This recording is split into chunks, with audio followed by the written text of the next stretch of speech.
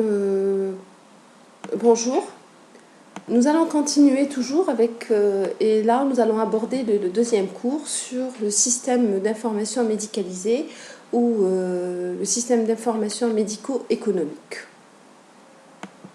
Si vous vous rappelez, quand nous avons abordé le cours sur le financement du système de santé, nous avons dit que parmi les modalités de paiement des prestataires, il y avait différentes modalités et que toujours il fallait voir les caractéristiques de chaque modalité et il fallait regarder le risque financier. Et parmi les modalités où le risque financier était modéré aussi bien pour le prestataire que le payeur, c'était bien sûr le paiement par cas. Cependant, il y avait une condition, c'est que pour mettre en place un système de paiement par cas, il fallait disposer d'un système d'information et d'enregistrement qui est efficace et aussi validé. Alors, l'objectif du cours, donc pour reprendre un petit peu quels sont les objectifs, c'est que nous allons voir, d'abord on va parler un petit peu du système d'information médicalisé, qu'est-ce que c'est, donc on va le définir, de décrire les différents supports et les ressources, la ressource principale d'un système d'information médicalisé, et là nous allons beaucoup plus développer ce qu'on appelle le RSS, le résumé standard de sortie, et quels sont les référentiels qui sont utilisés par rapport à dans ce système, tels que la CIM-10 et la nomenclature générale des actes professionnels. Alors, revenons maintenant, qu'est-ce que c'est l'information? Alors, peut-on définir qu'est-ce que c'est une information? C'est d'abord la mise en forme d'une donnée initiale en vue de sa transmission vers un récepteur. Bien sûr, l'information peut être de différentes natures, donc elle peut être de nature informatique, biologique, activité documentaire ou quelle que soit. Alors, nous avons une donnée, cette donnée initiale, quand on va la transmettre, donc on va la traiter pour qu'elle soit une information. L'information appelle toujours à l'action. Alors, qu'est-ce que c'est un système d'information? C'est tout simplement, tel qu'il a été défini par l'Atlas en 1999, c'est un ensemble organisé des informations relatives à une entreprise ou à un domaine de connaissance. Dans ce processus, il y a toujours un émetteur, il y a un récepteur, bien sûr. Alors, un système d'information, ce qui n'est pas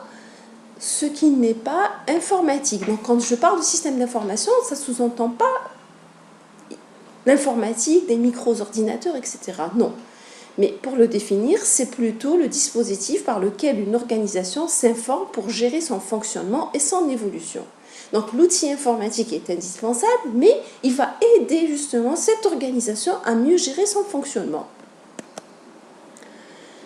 Quand on parle d'un système d'information médicalisé, donc dans sa philosophie, il faut qu'il y ait un rapprochement entre deux logiques. D'abord, à l'hôpital, vous avez une logique médicale. Médicale qui fait appel à quoi? Donc, dans sa médiation, on va utiliser, nous posons des diagnostics, nous allons traiter, ça repose sur des protocoles, des techniques opératoires. D'où est-ce que nous tirons ça? Il y a des comités techniques, il y a des sociétés savantes. Et en termes d'évaluation, nous évaluons en fonction, bien sûr, de l'état du malade. Donc, c'est la guérison et la qualité de vie qui a été apportée à ce malade.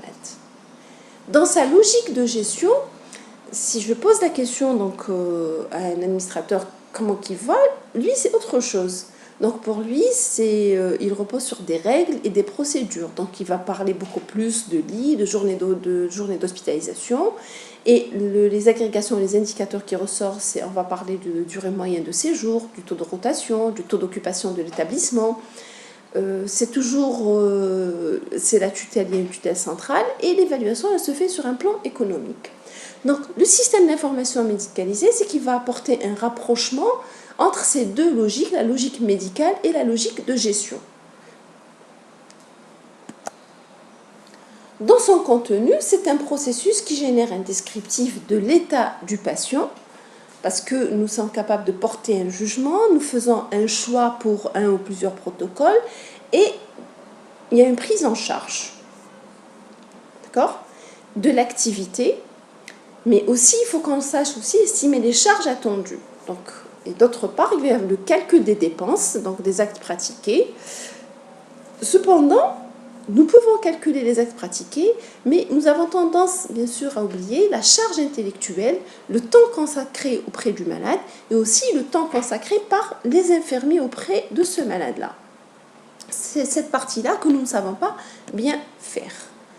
Alors, reprenons une partie qu'est-ce que le système d'information, mais maintenant au milieu hospitalier. C'est quoi un système d'information hospitalier ou un SIH? C'est tout simplement un système d'information qui gère, entre autres informations, les données médicales concernant les séjours des malades. Alors, où est-ce qu'on va trouver ces données concernant le malade? C'est bien sûr la ressource principale, c'est le dossier médical. Si on devait définir le dossier médical, c'est tout simplement comment vous voyez le dossier. C'est la mémoire écrite des informations cliniques, diagnostiques et thérapeutiques des malades. C'est la résultante de tout ce qui a été fait ou dit lors du séjour hospitalier du malade. Et d'ailleurs, ça a été prouvé par des études américaines qui avaient une corrélation entre la qualité de la documentation et la qualité des soins. Donc, s'il vous plaît, n'oubliez pas que le dossier médical est un document très très important. C'est votre mémoire, d'accord? Et qu'un dossier bien tenu permet la continuité des soins. Que va-t-on chercher et quelles sont les ressources critiques? Donc, bien sûr, on avait dit que le dossier médical, c'est vrai qu'il existe, mais qu'en est-il de sa qualité? Car dans un dossier médical, on va passer de l'approche médicale à une approche médico-économique. Bien sûr, vous connaissez tous le diagnostic d'entrée. Le diagnostic d'entrée, c'est tout simplement le motif d'hospitalisation. Pourquoi le malade a été admis? Le diagnostic étiologique, ça sous-entend qu'après avoir pris connaissance de l'état du malade, l'examiner, de faire des examens complémentaires, etc., nous allons poser un diagnostic étiologique. On va essayer d'expliquer son état de santé. Cependant, parfois, après avoir tout fait, on n'arrive pas à trouver une explication et on dit qu'on est dans un diagnostic de présomption. Et là, par exemple, le malade, il rentre pour une fièvre inexpliquée, donc on a tout fait, mais on n'arrive pas à expliquer sa fièvre. Et nous avons le diagnostic de sortie. Alors faites attention, le diagnostic d'entrée, ce n'est pas souvent le diagnostic de sortie. Le malade peut être admis pour une fièvre, et après, quand il a été donc pris en charge, c'était une méningite à méningocoque, et ça va être son diagnostic de sortie. Donc, en passant de l'approche médicale, maintenant, on va passer à l'approche médico-économique. Dans une approche médico-économique, on s'intéresse beaucoup plus à ce qu'on appelle le diagnostic principal, plus ou moins le diagnostic relié, les diagnostics associés, et puis les actes thérapeutiques et diagnostiques. Nous allons voir ça en détail. Alors, qu'est-ce que c'est un DP ou un diagnostic principal? C'est tout simplement, par définition, c'est le diagnostic ayant mobilisé l'essentiel de l'effort médical et soignant au cours du séjour hospitalier. Le diagnostic principal doit être énoncé en connaissance de l'ensemble des informations médicales. Donc, le DP, ça sous-entend que le DP ne peut pas être choisi à l'admission du malade. Parce que pour avoir une connaissance de l'ensemble des informations médicales, ça ne peut être fait qu'à la sortie du malade. Alors, il y a un petit inconvénient, c'est que ce n'est pas quand je parle de diagnostic principal, c'est forcément une maladie. D'accord? Ça peut être un acte parfois. Le malade qui est admis, par exemple, en hémodialyse, pour une séance d'hémodialyse, qu'est-ce qu'il y a, si je me pose la question, qu'est-ce qui a mobilisé l'essentiel de l'effort de l'équipe soignante? Le malade, il est rentré, le diagnostic, il est déjà connu, il rentre pour sa séance d'hémodialyse. Donc, mon DP c'est ma séance d'hémodialyse. Vous voyez que ce n'est pas une maladie. Alors, qu'est-ce que c'est un diagnostic relié? C'est tout diagnostic permettant d'éclairer le contexte pathologique de prise en charge du malade. D'accord? Donc, essentiellement, lorsque le diagnostic principal n'est pas en lui-même une affection. Tout à l'heure, je vous ai dit, le malade, il est rentré pour une séance d'hémodialyse.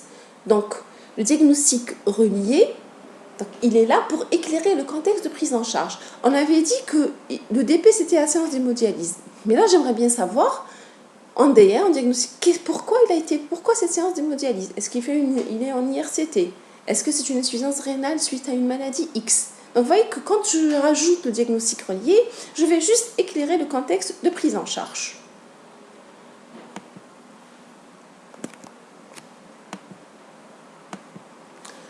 Les diagnostics associés, il faut savoir qu'il existe deux types de diagnostics associés. D'accord? Il y a ce qu'on appelle les diagnostics associés, les dates, les diagnostics associés documentés. Ça, c'est tout ce qui est en rapport avec les antécédents du malade. Et vous avez les diagnostics associés significatifs. Donc, quand on dit significatif, la DAS, la notion de pathologie qui est active, qui va modifier la prise en charge, qui nécessite une prise en charge. C'est ça. Donc, c'est toute la définition que vous devez garder, la plus utilisée. Donc, c'est une pathologie associée au diagnostic principal. Ça peut être une complication de celui-ci ou une complication de son traitement. Donc, voilà les trois types de DAS. Ça peut être une pathologie associée au DP, une complication de ce dernier, d'accord, ou carrément une complication d'un traitement. Alors, les actes diagnostiques et thérapeutiques, c'est tous les actes qui ont été réalisés afin de poser le diagnostic ou de procéder à un geste thérapeutique.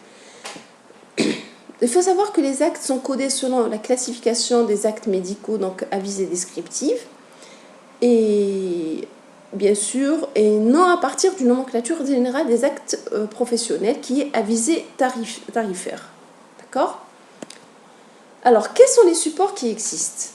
Il y a ce qu'on appelle le RUM. Donc, chez nous, le RUM n'existe pas. Donc, le RUM, ce n'est pas le RUM. Donc, le RUM, c'est le résumé d'unité médicale.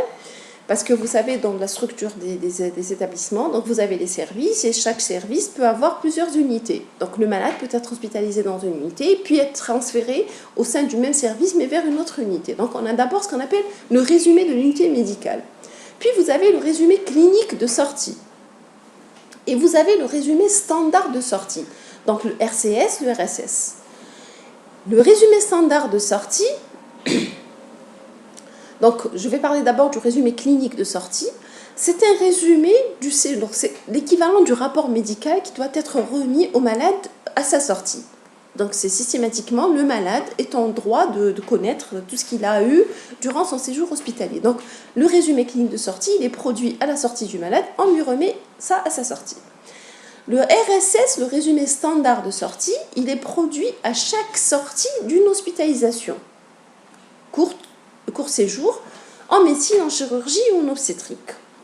Donc, les informations qui sont codées dans ce résumé, dans notre contexte, on va utiliser ce qu'on appelle la CIM-10, on verra après qu'est-ce que c'est, et la nomenclature générale des actes professionnels. Alors, en Algérie, dans le cadre des réformes hospitalières qui ont été lancées il y a plusieurs années de cela, mis en place dans plusieurs années de cela, dans le système d'information hospitalier, il y avait des outils de base. Donc, on a identifié d'abord le résumé standard de sortie, qui est un document médico-légal et administratif. Et nous avons les fiches navettes. Je crois bien que lors de votre passage dans les services, vous avez remarqué que ces documents circulaient. Donc, à chaque fois qu'il y a l'admission d'un malade, au niveau du bureau des entrées, on lui remet carrément son bulletin d'admission et il y a la fiche navette qui accompagne le malade. Donc, ces deux outils, justement, que ce soit le résumé standard de sortie ou la fiche navette, c'est sur la base de ces outils qu'on allait faire le financement des prestataires. Donc, c'est des outils d'évaluation de la prise en charge du malade.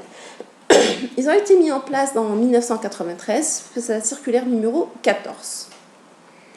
Donc, la réflexion du système d'information médicalisée qui allait être mis en place, c'était d'allouer des budgets à partir d'une mesure, mais une mesure objective des pathologies prises en charge au sein de l'établissement.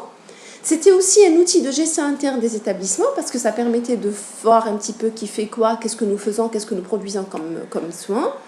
Il permettait aussi une meilleure description de l'activité hospitalière, aussi bien une description de l'ensemble de l'établissement comme ça peut se faire au niveau de chaque service, et aussi la planification. Alors voilà le RSS qui est mis en place. Il comporte deux parties. Vous voyez que vous avez une partie qui doit être enseignée par le médecin au niveau de l'établissement et cette deuxième partie qui est réservée au bureau des entrées. Donc cette partie-là, on va juste voir que vous avez l'établissement, le service, le chef de service, le nom, donc l'identification du malade, son nom, son prénom, sa date de naissance, le lieu de résidence, sa date d'admission à l'hôpital. Vous avez le dernier service d'hospitalisation, ça sous-entend que le RSS va être rempli au niveau du dernier service d'admission. D'accord ? Et là, vous avez la date d'entrée, le médecin traitant et la date de sortie. Le RSS égale un séjour hospitalier. Quand on parle de séjour hospitalier, ça sous-entend qu'il y a une date d'admission et une date de sortie. Et puis vous avez le motif d'hospitalisation. Faites attention, donc le motif d'hospitalisation n'est pas forcément le diagnostic principal de sortie. Et vous avez tous les diagnostics associés. Donc vous avez 1, 2, 3. Et remarquez que là, ce résumé standard de sortie, donc vous avez le médecin traitant qui le remplit, qui le signe, et aussi validé par le chef de service. Donc là, le problème pour remplir le résumé standard de sortie, c'est qu'il y a une extraction d'un problème d'extraction des données. Et comment, justement, je ne peux choisir un DP que si je connais, j'ai la notion de la définition du DP. Qu'est-ce que c'est un DP? Qu'est-ce que c'est un diagnostic associé significatif? La deuxième partie, je vous ai dit qu'elle est réservée au bureau des entrées. Vous savez pertinemment que ce résumé standard de sortie, une fois qu'il est rempli, la sortie du malade va être transmise au bureau des entrées. Au niveau de chaque bureau des entrées, vous avez ce qu'on appelle les médecins signes. Donc, c'est des médecins qui vont traiter cette information. Et chaque diagnostic va être, bien sûr, codé par un référentiel qui est la CIM10. Voilà. Donc, imaginons que le RSS n'est pas bien renseigné, n'est pas bien l'écriture où il y a des abréviations. Parfois, on utilise des abréviations. Donc, les difficultés que va rencontrer le médecin SIM pour le codage et le traitement de cette information. Alors, quelques exemples rapidement, parce qu'on n'a pas beaucoup de temps, dans le choix du DP. Donc, vous avez un malade qui a été hospitalisé pour confusion, découverte d'une tumeur cérébrale. Donc, regardez, le motif d'admission, c'était la confusion. Après avoir fait une série d'examens complémentaires, on découvre que le malade a une tumeur cérébrale. Et bien sûr, vous voyez que son DP, c'est la tumeur cérébrale. De même, hospitalisation pour douleur thoracique, on découvre une angine de poitrine. Donc, mon DP devient l'angine de poitrine. Parfois, le malade a été hospitalisé pour céphalée. Conclusion de sortie, c'est des céphalées. Regardez là, le diagnostic d'admission et le DP est le même, c'est les céphalées. Voilà. Quelques exemples pour le choix du DP et du DR. Voilà, vous avez un séjour pour curithérapie à bas débit de dose pour cancer de la prostate. Donc là, je me pose la question, la malade a été admise pour quelle raison? Tout simplement pour sa curithérapie. Donc, le malade a été admis pour une curithérapie pour un cancer de la prostate. Donc, le DR, rappelez-vous, il est là pour éclairer le contexte de prise en charge. Donc, on a fait une curithérapie parce que le malade présente un cancer de la prostate et pas un autre type de cancer. D'accord? Et si vous remarquez, quand j'ai un diagnostic, quand le DP est codé en Z, donc nous avons un diagnostic relié. Dans le cas contraire, je ne peux pas l'avoir. Quelques exemples de diagnostics associés significatifs. Vous avez la survenue d'une cystite à colibacide au cours d'une hospitalisation dont le motif principal est autre. Là, ça va être une cystite à colibacide. Il est très important de reporter, si vous avez une information sur le germe, il faut reporter cette information. Donc, il faut la reporter. Donc, un diabétique stable hospitalisé pour un autre motif principal. Regardez, donc, le DP, c'est l'autre motif principal, mais il ne faut pas oublier de mettre le diabète comme diagnostic associé significatif. Qu'un malade qui est diabétique, quand il est hospitalisé, ça nécessite bien sûr le suivi de son diabète et le traitement de son diabète. Reprenons maintenant un exemple. Donc, vous avez de RSS, vous avez une hospitalisation de 48 heures pour un bilan d'un cancer du sein traité il y a 1 an par tumorectomie et radiothérapie, résultat mis en évidence d'une méta pulmonaire. Regardez, donc mon DP finalement, cette malade, si je n'avais rien trouvé, ça allait être une surveillance négative, mais malheureusement, on a trouvé une métapulmonaire. Donc mon DP, c'est une métastase pulmonaire, mais comme il y a une métastase toujours, donc ça sous-entend que son cancer du sein, il est toujours là, donc on va le mettre en DAS. Voilà, d'autres exemples, une personne, donc un homme âgé de 59 ans, hospitalisé pour hématurie. Les examens mettent en évidence 2 polypes vésicaux qui sont enlevés par voie endoscopique. Les suites opératoires sont compliquées d'une infection urinaire. Il sort au J14. Donc, mon diagnostic principal, ce sont les polypes vésicaux. Donc, je ne peux pas mettre l'infection urinaire parce que la chose qui a mobilisé l'essentiel de l'effort de l'équipe soignante, c'est bien sûr s'il y a eu une intervention, c'est pour cette raison que ce sont les polypes vésicaux, mais je mets quand même l'infection urinaire en diagnostic associé significatif, car, rappelez-vous, c'est une complication du DP qui nécessite une prise en charge, et les actes qui ont été réalisés, je mets l'endoscopie. Donc voilà globalement ce que j'avais à vous dire pour la première partie. Nous allons maintenant parler des référentiels. Vous avez dit qu'il existait différents types de référentiels. Donc d'abord, on va aborder celle qui permet de classifier donc, les maladies et les problèmes de santé. C'est la CIM10, Classification internationale des maladies à sa 10e révision. Donc la CIM, elle a vu le jour donc, en 1900 lors de la première conférence internationale pour la révision de la nomenclature. C'est une nomenclature qui est révisée tous les 10 ans actuellement, on est à la CIM 11. Alors pourquoi ces révisions? Parce que tout simplement, il y a de nouvelles maladies qui apparaissent, il y a des réajustements, donc ça évolue en fonction des connaissances, et elle est revue et révisée par les sociétés savantes. Alors au départ, si je reviens un petit peu à son historique, c'est d'abord on s'est intéressé aux causes de décès, donc suite aux pandémies ou des épidémies de peste qui ont ravagé le monde, donc il fallait savoir de quoi mouraient les gens. On a commencé par la nomenclature des causes de décès, et jusqu'à sa 6e révision où on a introduit le classement des causes de morbidité. Voilà. Alors, elle permet une analyse systématique et l'interprétation et la comparaison des données de mortalité et de morbidité recueillies dans différents pays ou régions et à des époques différentes. Donc, la CIM est une classification des maladies, des signes et des symptômes. Gardez en tête que la CIM 10, ou la CIM carrément, la classification internationale des maladies et des recours aux soins, ne permet pas de coder les actes. D'accord? Elle ne peut pas coder les actes. Alors, cependant, c'est une classification, c'est un référentiel qui permet au pays de faire des comparaisons parce que tout va être transformé en code. Donc on transforme les diagnostics de maladies ou autres problèmes de santé en code alphanumérique. Donc on va utiliser les mêmes codes. D'accord ? Maintenant, si je prends le C50, quand je dis C50, c'est carrément le cancer du sein, tout le monde saura que, quel que soit le pays, quand il voit le C50, c'est un cancer du sein. Donc ça va faciliter le stockage, la recherche et l'analyse des données. Et pourquoi la CIM? Donc vous voyez que dans le cadre des révisions, donc il y a beaucoup plus de possibilités de codage et il y a carrément des personnes qui travaillent pour la mise à jour de cette classification. Donc globalement, il y a 4 volumes, mais les plus utilisés, c'est le volume 1 qui est analytique et le volume 3 qui est alphabétique.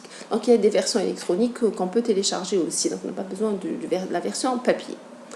Les deux autres, c'est le guide d'utilisation et vous avez le volume 4 pour les pays en voie de développement.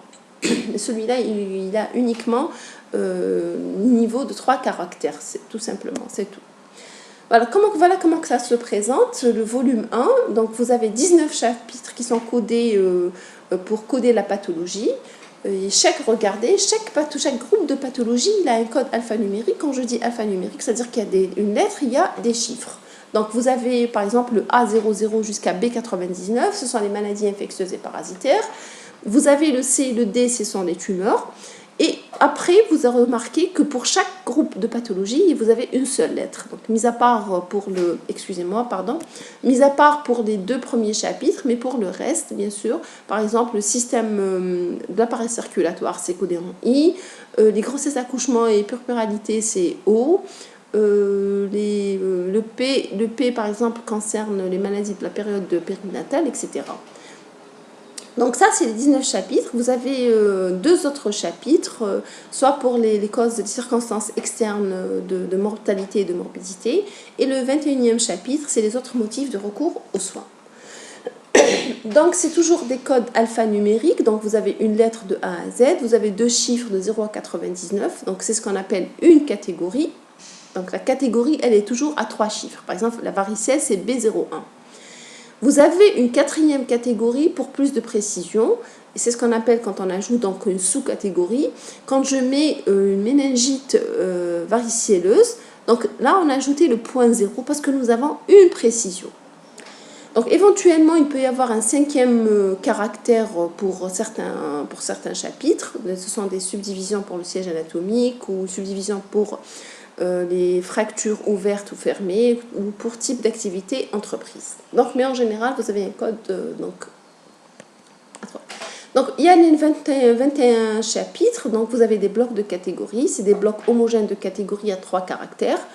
Et parfois, donc, vous avez des caractères uniquement à 3 catégories pour les affections isolées ou les groupes de malades avec caractères communs ou autres. Pour la 4e, la sous-catégorie à 4 caractères, donc c'est par rapport aux précisions, mais faites attention, donc quand j'ai le point 8, c'est pour autre affection, Donc on remarque que de 0, donc point 0, point 1, point 2, point 3, point 4, donc ce que je cherche à coder n'existe pas, donc je vais la mettre dans le point 8. Et le point 9, il a le même sens que le point donc à 3 caractères, donc je n'ai pas de précision, donc je peux garder le B09 par exemple, B09 point 9 ou le B09 tout court, parce que ça a le même sens et je n'ai pas de précision. Alors voilà le groupe maintenant pour l'analytique. L'analytique, il est structuré autrement. Donc l'analytique, il est plus détaillé, d'accord? Et vous avez, c'est des chapitres, vous avez des groupes, par exemple, je vous ai dit tout à l'heure, le C50, c'est le cancer du sein, le C60 à C63, c'est les organes génitaux de l'homme, le C64, C68, c'est les voies urinaires, et regardez, je peux prendre par exemple ici le C67, c'est les tumeurs malignes de la vessie. Donc à chaque fois quand j'ajoute un autre caractère, ça sous-entend que j'ai une autre précision. Par exemple, c'est une tumeur maligne de la vessie, mais qui siège au niveau du trigone de la vessie. Donc regardez, le point 0, c'est par rapport au siège de la tumeur, ou point 2, c'est la paroi latérale de la vessie. Donc, dès lors qu'il existe l'emploi du quatrième caractère est obligatoire. Dès que j'ai une précision, je dois ajouter un quatrième caractère. Voilà, ça c'est, on a repris tout à l'heure, voilà, le dôme de la vessie, les parois latérales de la vessie, parois antérieures, parois postérieures, le col vésical, etc. Autres exemples aussi. Voilà, donc c'est juste des exemples. Alors, quelles sont les règles et les conventions de l'utilisation? D'abord, on commencera toujours par le volume alphabétique, puis on ira confirmer par le volume analytique. Donc, il faut toujours, il est impératif donc, de lire toujours les inclusions et les exclusions. Donc, inclusion, ça sous-entend qu'on vous dit d'emblée, ce chapitre comprend tel. D'accord? Quand on dit une exclusion, donc il vous dit que voilà ce qui est exclu, mais après, il nous donne le code. C'est-à-dire, il y a un renvoi. Le code de renvoi est toujours signalé entre parenthèses. Quand il y a une exclusion, j'ai à côté le code de renvoi de cette exclusion. Voilà. Je prends l'exemple de certaines affections dont l'origine se situe dans la période périnatale. Donc, il est codé de P00 à P96, pardon. Donc, au début du chapitre, il nous dit, voilà, ce chapitre comprend les affections dont l'origine se situe dans la période périnatale, même si la mort ou les manifestations morbides apparaissent plus tard. Regardez les exclusions. Lésions traumatiques, empoisonnement et certaines autres conséquences de causes externes. Et là, il y a le renvoi. Il vous dit, voilà, si c'est ça, il faut voir les codes entre S00 et T98. Les maladies endocriniennes, métaboliques et nutritionnelles, c'est le E. Les malformations congénitales et les anomalies chromosomiques, c'est le Q00A. Le tétanos néonatal, parce que c'est une maladie qui affecte, donc c'est une maladie infectieuse. Il vous dit si c'est le tétanos néonatal, il faut voir le chapitre des maladies infectieuses et parasitaires, c'est le A33. Donc à chaque fois, il y a ce renvoi. Alors les conventions d'écriture de la CIM 10, c'est tout simplement le SAI. Quand on trouve le terme SAI, ça veut dire sans autre indication. Ce n'est pas précisé. Quand vous avez un terme entre parenthèses, ça veut dire la présence ou l'absence du mot entre parenthèses dans un libellé ne modifie pas le codage de celui-ci. Donc regardez, otite moyenne aiguë ou subaiguë, d'accord, c'est le H65.1. Qu'elle soit allergique, muqueuse, sanglante ou séreuse, le code ne change pas. Ça va être toujours le H65.1. Alors, quand vous avez des accolades, ce sont des expressions qui sont synonymes du terme. Par exemple, on peut parler de maladie pour certaines sociétés, donc on parle de maladie de Crohn, mais aussi son synonyme, c'est une entérite régionale.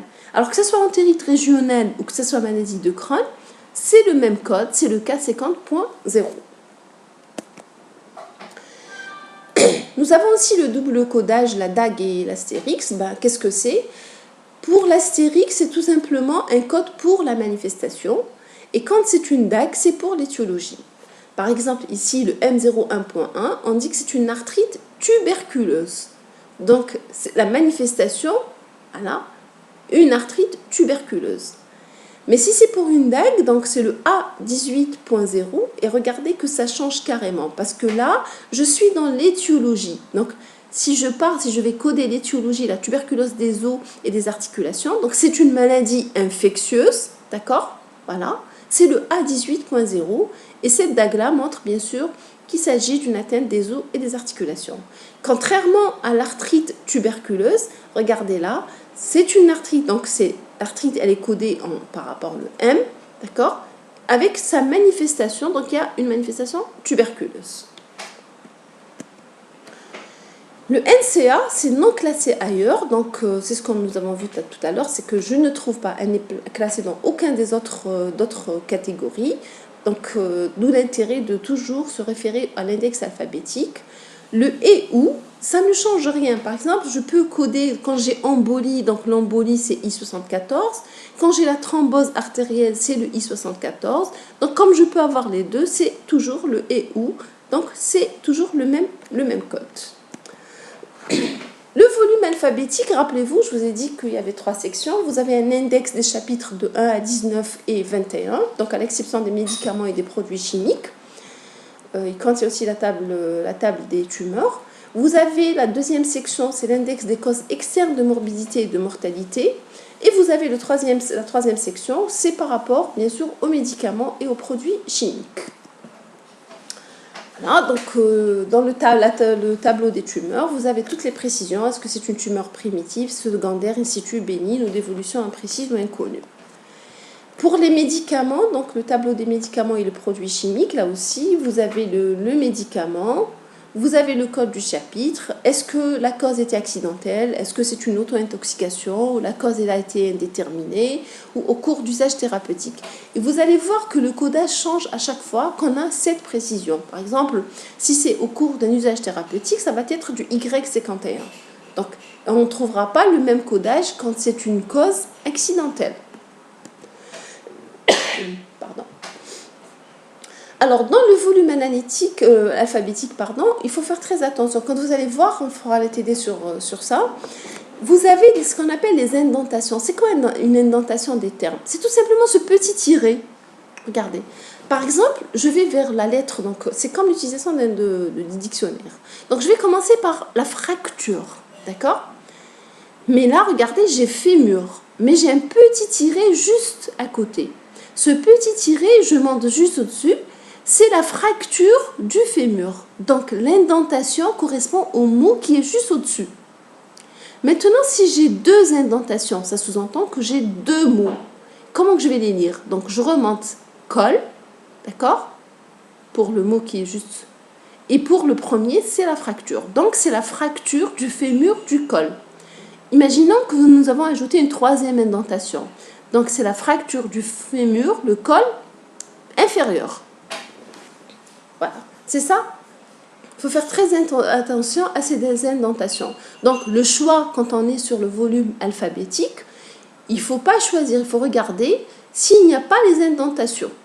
Parce que si vous avez des indentations ici, ça sous-entend que là, vous avez trois mots. On n'est pas en train de coder inférieur S72.4, mais non, on est en train de coder le S72.4 correspond à la fracture du fémur du col inférieur. Deuxième point, c'est les renvois et les codes. Donc, parfois, il y a des renvois. Parce qu'il vous dit, bon, folie, c'est F99, mais il vous dit, voir aussi démence. Peut-être que le terme correspondant, c'est beaucoup plus la démence et non pas la folie. Le NCA, c'est toujours non classé ailleurs et d'où l'intérêt de vérifier dans le volume analytique. Alors, quelques recommandations pour l'utilisation de la CIM. Il faut toujours localiser le terme principal. Il faut toujours s'aider d'un dictionnaire médical au besoin, d'un dictionnaire des termes médicaux et des CI. Se reporter, donc on va commencer toujours par le volume alphabétique.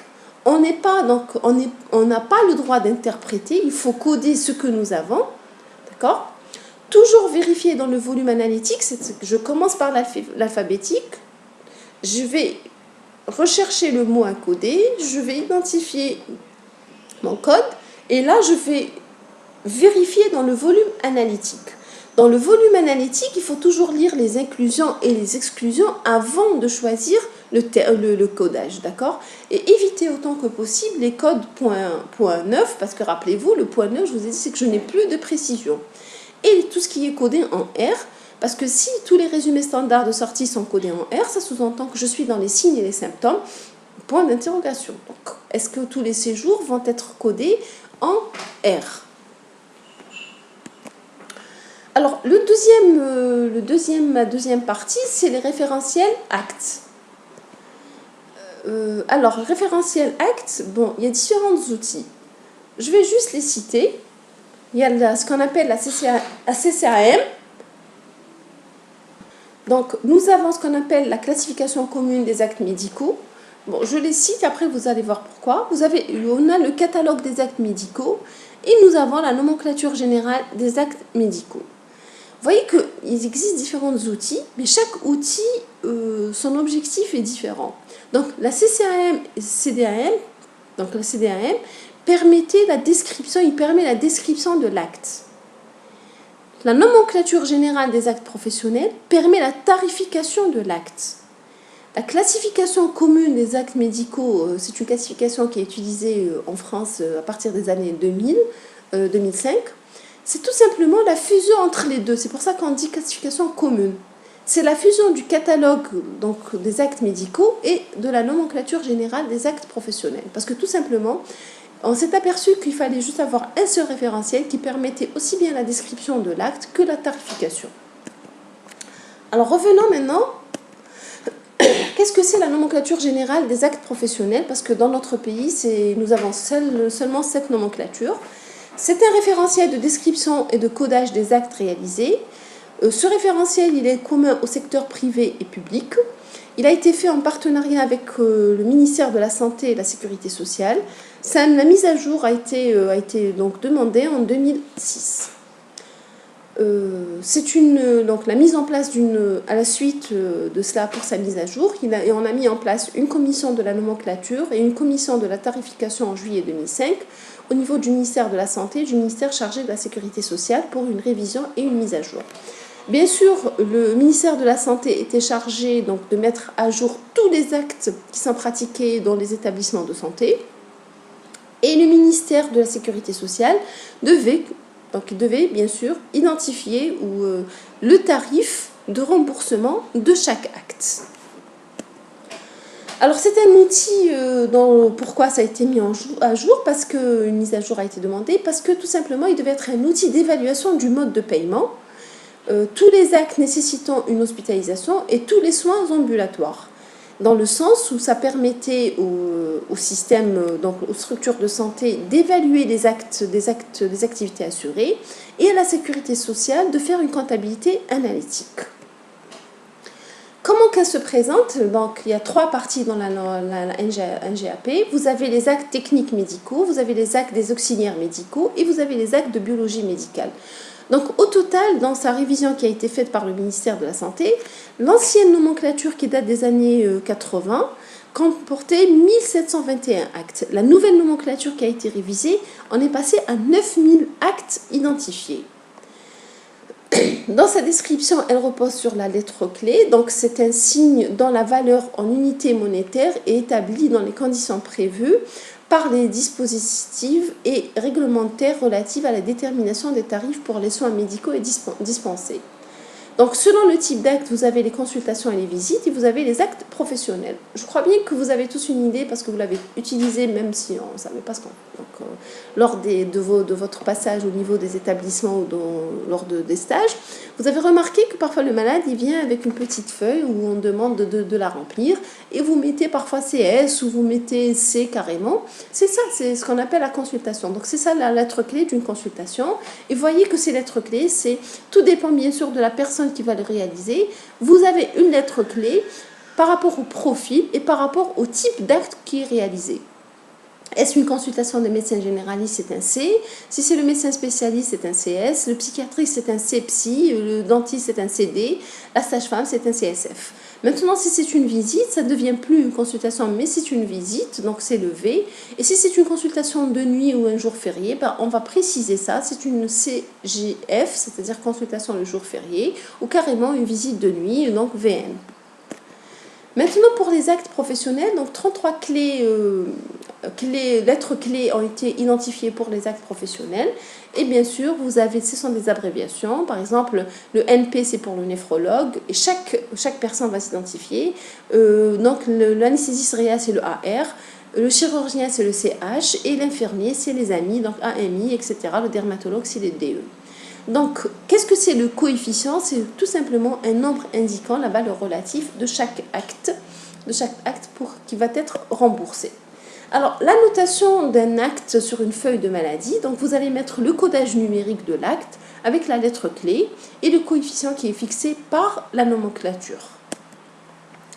Dans son principe de construction, et là je parle de celle qui a été révisée, c'est que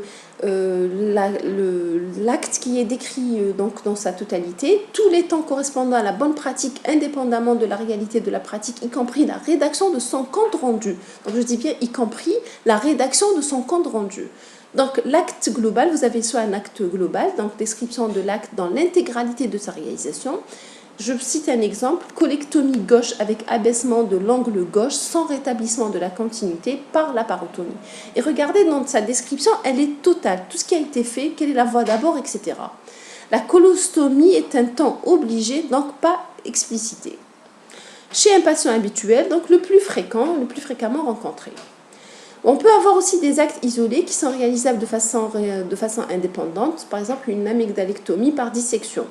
Ou carrément, ça repose à des procédures. C'est des actes isolés couramment associés, ou où je peux trouver des actes complémentaires.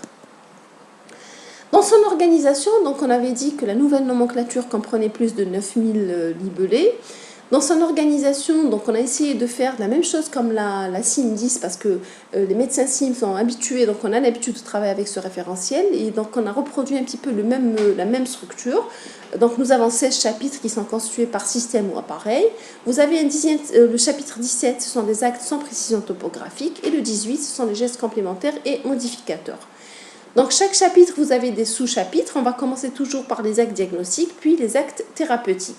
Et vous avez des paragraphes et des sous-paragraphes par rapport à la technique d'investigation, la topographie et la nature de l'acte. Et enfin, le libellé. Donc voilà.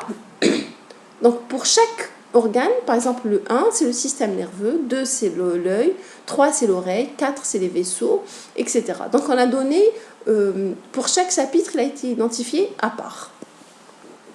Dans le principe de description, donc le plan type par chapitre, on commence toujours par les actes diagnostiques. Donc après, on va décrire la technique et la topographie. Dans ça, c'est pour les actes diagnostiques, par exemple. Je cite le descriptif de l'acte. Par exemple, là, on agit sur, rappelez-vous, le cœur et vaisseau, c'était le 4. Il va y avoir une hiérarchisation des composantes. Et enfin, on aura le libellé. Donc 1, 2 et 3. Je cite un exemple de l'œil et les annexes. Donc, on commence toujours par les actes diagnostiques. Après, vous allez avoir le descriptif des actes thérapeutiques. Donc, 0,2, on est sur l'œil. 0,02, on est dans les actes thérapeutiques sur paupières et sur cils. Et regardez, donc le 0,2.02, c'est bon, c'est déjà identifié. Quand on ajoute le 0,01, c'est la suture de plaie de la paupière et du surcil. Si j'ajoute encore un autre niveau, donc une autre description, et là vous avez le 0,02, c'est l'œil, 0,02 c'est un acte thérapeutique, 0,01 c'est une suture de plaie de la paupière.